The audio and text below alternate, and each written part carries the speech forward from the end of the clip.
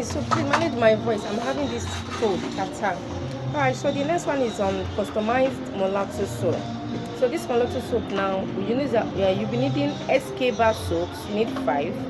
Your skin secret oil, you need 3. Your naked soap, naked bar soap, you need 3. Kojic deep powder, you need 100 grams. Molato balls, you need 5 balls, 5 pieces or 5 leathers. Your activator oil, 200 ml. Your alpha butane powder, 100 grams. Your glitter white shower gel, this one is to soak the soap. Then your Larissa soap, 5.